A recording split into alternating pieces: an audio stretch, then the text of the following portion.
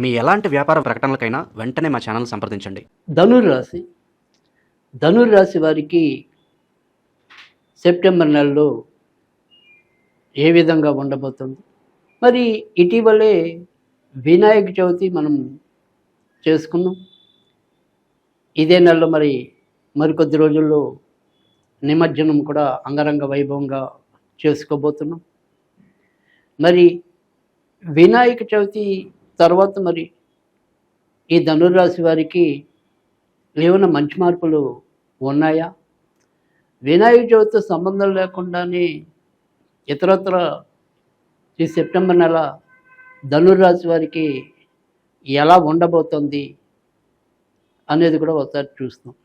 అయితే ప్రస్తుతం మనకి ధనుర్రాశి వారికి భాగ్యస్థానంలో కేతువు సంచారం చేస్తూ ఉండటం అనేది అయితే ఉంది కదా.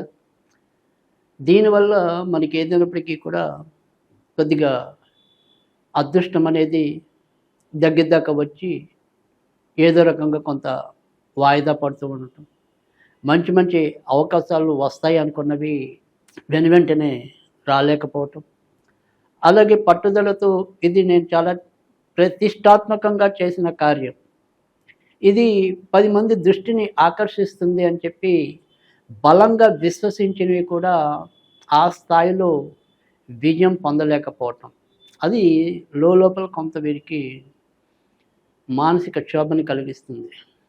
అయితే ఏదైతే కేతువు యొక్క అధిష్టాన దేవతగా మనం వినాయకుడినే చెప్పడం అనేది కూడా పరిపాటి.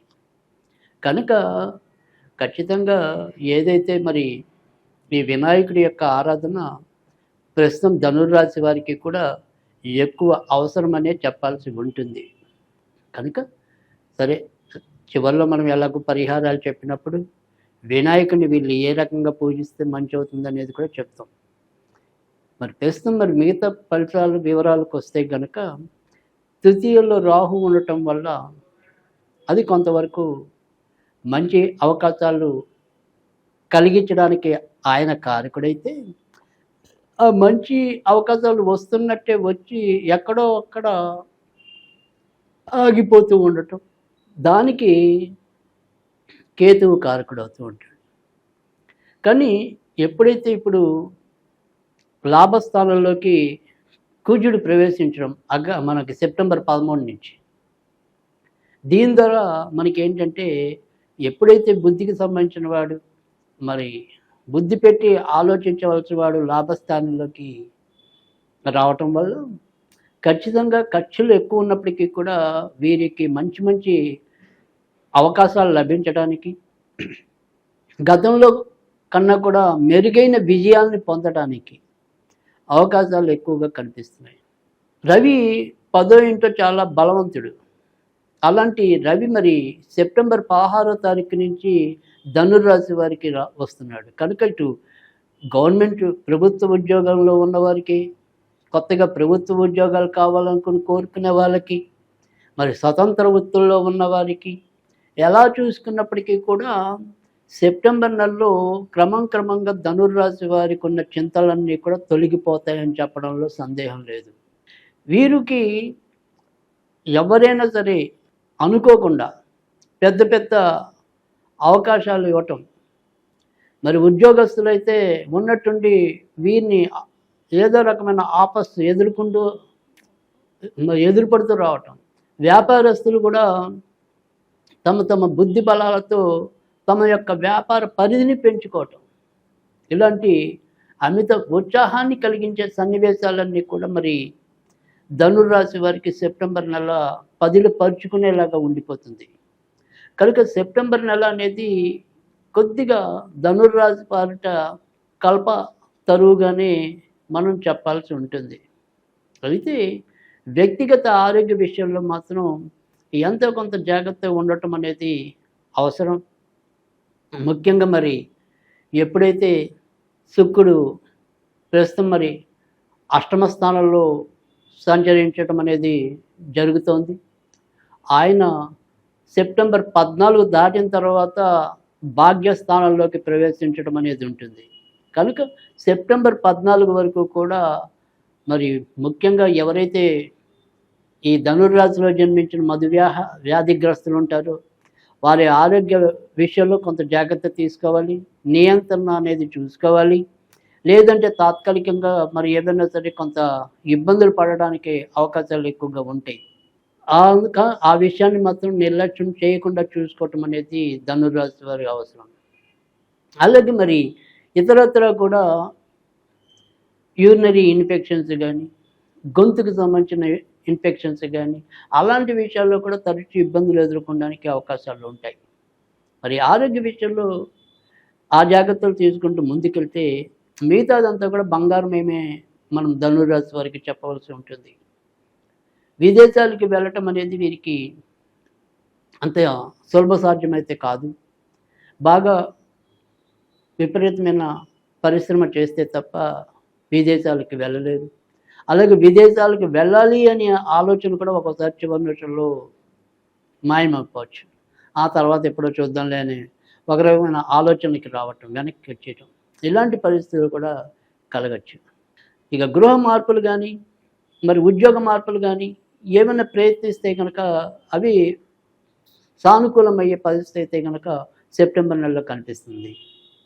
కొత్తగా పెళ్లి కావాలి అనుకునే వారికి సంబంధించిన ప్రయత్నాలు ఏవైతే ఉంటాయో ప్రస్తుతం మరి బుధుడు వీరికి భాగ్యస్థానంలో సంచరిస్తున్నాడు.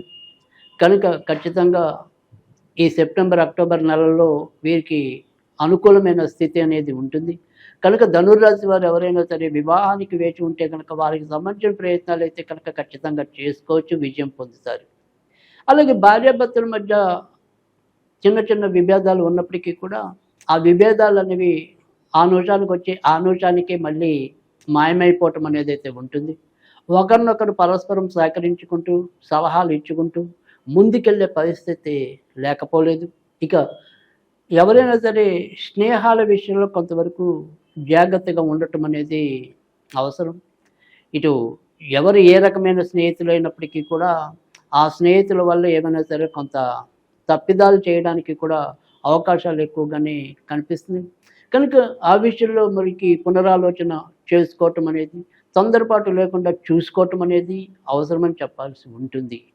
వైద్య రంగంలో ఉన్నవారే కాకుండా పరిశోధనాత్మక రంగంలో ఉన్నవారికి, ఆధ్యాత్మిక రంగమైన వృత్తుల్లో ఉన్నవారికి, న్యాయవాద వృత్తుల్లో ఉన్నవారికి, అంటే ఏదైనా సరే మాటలతో వ్యాపారాలు చేయవలసిన అవసరం అగత్యం ఉన్నవారందరికీ కూడా సెప్టెంబర్ 14వ తారీఖు దాటిన తర్వాత నుంచి క్రమంగా మంచి ఫలితాలు రావటం అనేది కూడా కనిపిస్తోంది. ఇక కొత్తగా సంతానం కావాలని కోరుకునే వారికి కూడా మరి సెప్టెంబర్ 13వ తారీఖు నుంచి ఎప్పుడైతే సంతానాధిపతి లాభస్థానానికి ప్రవేశిస్తున్నాడో అక్కడి నుంచి సంతానపరమైన ఇబ్బందులు ఎదుర్కొంటున్న వారికి, అలాగే ఇప్పటికే పుట్టి సంతానం యొక్క అభివృద్ధి కోరుకుంటున్న వారికి, అంటే సంతానానికి సంబంధించిన అన్ని అంశాల్లో కూడా చాలా మంచి మార్పులు కలగడానికి కూడా అవకాశం కనిపిస్తుంది. కనుక సెప్టెంబర్ నెలంతా కూడా ధనుర్రాశి వారికి యథాశక్తి మంచి ఫలితాలు రావడం చాలా ఎక్కువగా గోచారంలో కనిపిస్తుంది.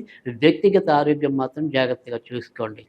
ఇక ఈ నెలలో మనం ఇందాక చెప్పుకున్నాం, వినాయకుడిని పూజించటం వల్ల ఏవైతే మరి దగ్గర దాకా వచ్చే అవకాశాలు పొందలేకపోతున్నారో వాటి నుంచి బయటపడడానికి ఉంటుంది.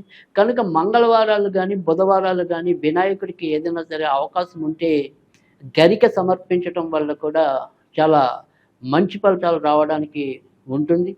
మరి ఒకవేళ గరిక కనుక పెట్టలేకపోతే కొద్దిగా మంగళ బుధవారాల్లో వినాయకుడికి ఉండ్రాలు సమర్పించడం వల్ల కూడా మంచి ఫలితాలు లభిస్తాయి.